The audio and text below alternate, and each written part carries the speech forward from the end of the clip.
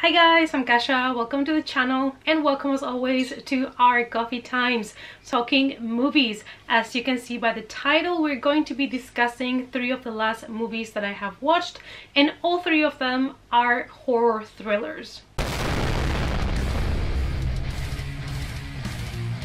It's coffee time.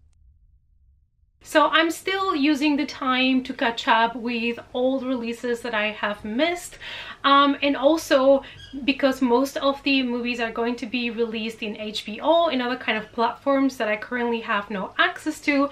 I don't know how soon I'm gonna get my hands into 2021 releases, but I promise you I'm gonna try my best. So here are 3 movies from 2020 that I really enjoyed, and in case that you also missed them, I think they are all worth a watch. Before we jump into them, if you love horror, collectibles, movies, TV shows, please consider subscribing to the channel and also hit the notification bell before you leave. Also, before I forget, if you have any 2020 horror movies that you would recommend me, let me know down below, because I did have a list, but I have went through most of them already, but I'm pretty sure that I still missed some. So just leave me your favorite horror movies from 2020 that I probably have not watched, maybe some that are not so popular, so that I can also catch up on those. The first movie that I would like to talk to you about from the 3 is the one that I enjoyed the least, but nevertheless I did have a good time with the movie, and even though it was not perfect, I do think it is good for one watch, and that is Sightless. An American psychological thriller film written and directed by Cooper Carl, based on his 2017 short film of the same name. The film stars Madeleine Petsch and Alexander Koch. We are following here a young violinist called Ellen, and she's popular, she's well known, and one day she is attacked by a stranger and she ends up being blind. She ends up at the hospital. She doesn't remember much of what happened. She just remembers somebody sprayed something in her face, and now she has lost her vision. So we see her trying to learn how to live with this new disability, and we see her struggling with adapting to a new apartment, to a new life. They have moved her to a facility in which she gets a visit from somebody that's gonna try to rehabilitate her, try to help her to go back to the regular life. However, soon she starts to feel like somebody's coming after her. She starts to feel like she's not safe, and this is where, you know, the big thriller aspects of the movie start. To be honest with you guys, when I started watching the movie, at the beginning I had the feeling that I already knew the twist at the end, and I was not really wrong. Like, there are a lot of twists and turns, and there's definitely one of those big twists that I saw coming from the beginning, and this is something that's gonna happen with this movie. There are some twists and some turns that are really interesting. Not all of them are super original, but you might see some of them coming before they're really there, which is one of the things that I think the movie could have hidden a lot better. I think they just show you maybe a little bit too much too early, so basically most of the twists and turns were easy to predict beforehand. Another thing that I really enjoyed was the acting of Madeleine Petsch. I really like her. I have a really soft spot for her. I have to admit, I started watching Riverdale and then stopped, I think, at season 3 because it was getting too ridiculous for me. But I'm glad that she got another role doing something different. I really like her acting, and I think that she was able to show in this movie that she can act, especially performing somebody like a character that is blind, and her not being blind herself. It must have been a real struggle. I think one of the best parts about this movie, I mean, I did enjoy the twists and turns, even though the movie was not 100% original. It does take from other type of movies like this, but I loved our character Ellen.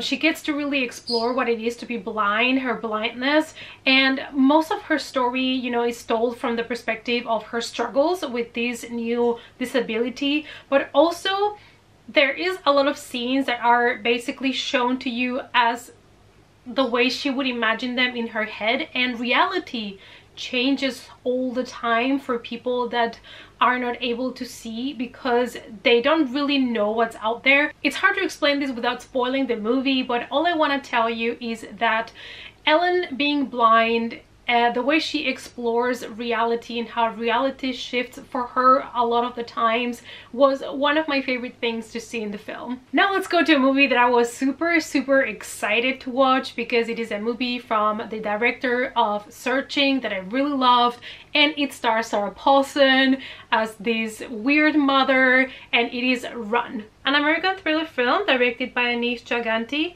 The film stars Kiera Allen as a homeschool teenager who begins to suspect her mother, played by Sarah Paulson, is keeping a dark secret from her. It's basically from the writers, the producers, director of Searching that I really truly loved. Now in this movie I didn't have the same tension intensity that I had with Searching, but this movie still did such a good job to keep you entertained, to keep you thrilled, to keep you trying to guess.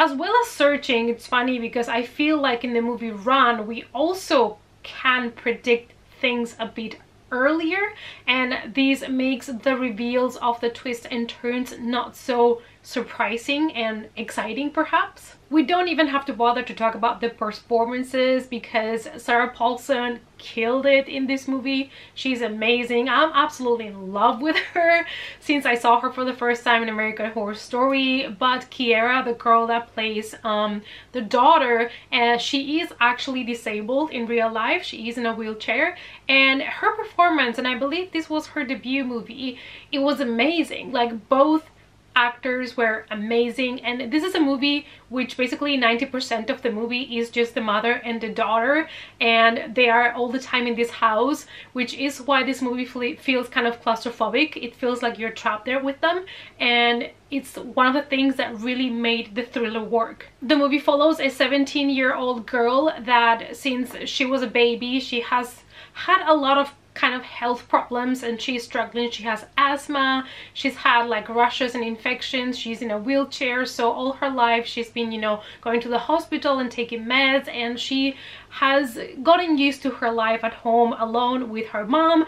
But when she's ready to go to college, she starts to realize that there are some behaviors from her mom that are a little bit shady, and she starts trying to figure out what's happening, what's the truth. Even though the movie is predictable at times, the way that Sarah Paulson played this obsessive mother and the way that they have portrayed here power, betrayal, mental illness, it's just so powerful.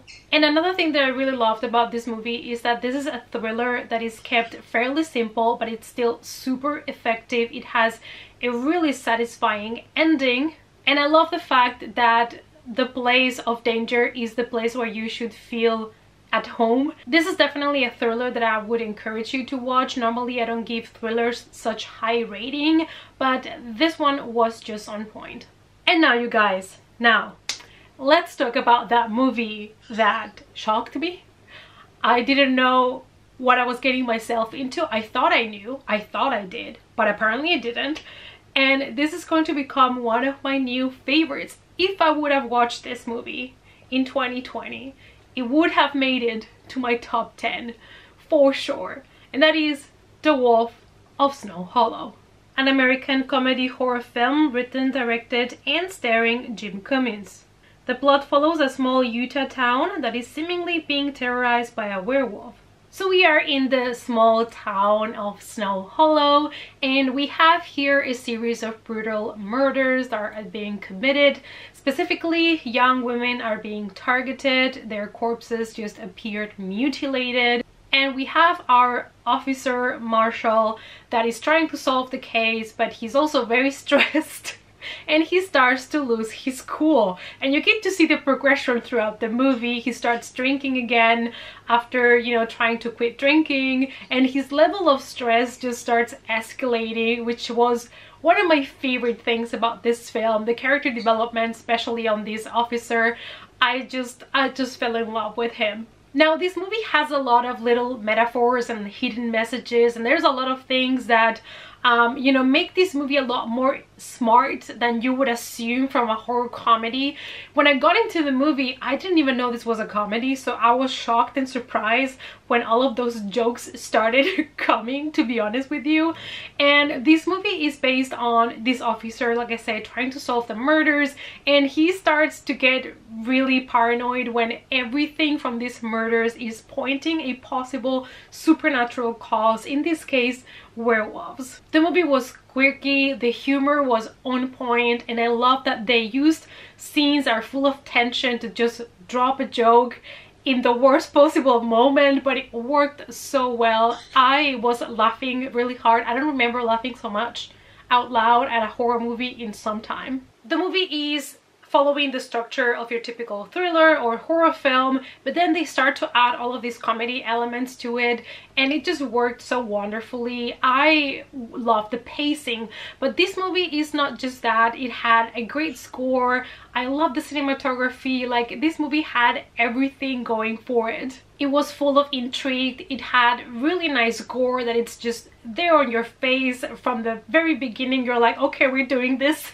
And I absolutely loved the tone, everything about this movie. It was just such an interesting twist, if you want to call it a twist on the werewolf genre. And I mean, this movie is, if there's something that this movie is unexpected. And I am just encouraging you guys to check this one out. Please, for the love of God, for the love of Satan, please check out this movie if you have not watched it yet. Alright you guys, so these are 3 of the last movies that I have watched that I have really enjoyed. Let me know down below, what have you been watching recently? Are you also still catching up with movies from 2020? Let's talk about it in the comments. Thanks so much for watching you guys. Please give the video a big thumbs up for support. If you want to follow me on the social media, as always, the links are in the description box down below. And I hope to see you all guys in the next coffee time. Bye!